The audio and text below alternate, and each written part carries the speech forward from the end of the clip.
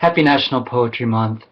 Today, on April 4th, I'm going to read a poem by one of my favorite poets, Dorianne Laux.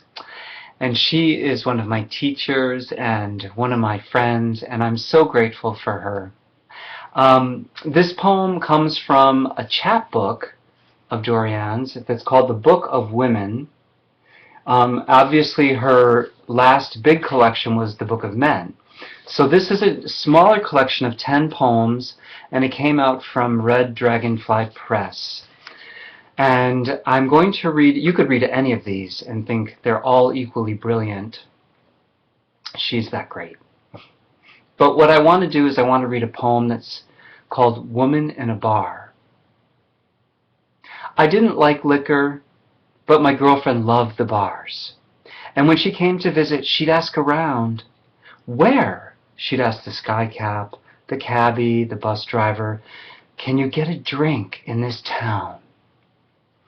She'd buy a pack of cigarettes from the corner grocer and linger at the counter, picking at the seal, tugging the red strip embedded in cellophane, and unfold the silver origami paper to reveal a row of blind white filters in no rush. The gas lamp, the duet, the pastime, the come on in. She'd say, "Let's go there." The bar would be dark, patrons swimming through the gloom-hovering light, neon letters spaghettied across the lacquered walls, blue smoke drifting tributaries above the heads of those who had just stepped in out of the rain or out of the too bright sun, out of the wind or a stagnant heat.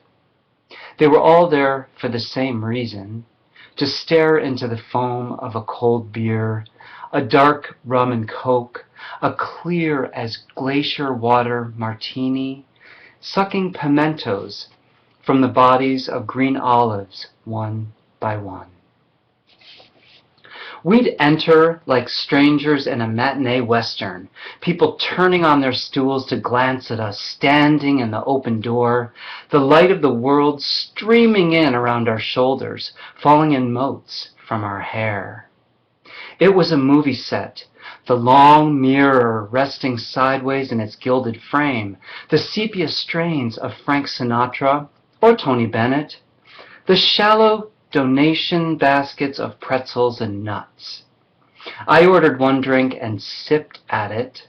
She would order 3 of something strong, straight up, and a beer back, tipping her head and throwing them down while she laughed. Shot glass after shot glass lined up like spent shells next to her blown open purse. She would talk to anyone then, about anything. Politics, religion, sex. Drink made her fearless and flirty, and because this was in the early years of her drinking, gorgeous. By midnight, she was ordering breadsticks or French fries with ketchup, saying, "Let's stay a little longer."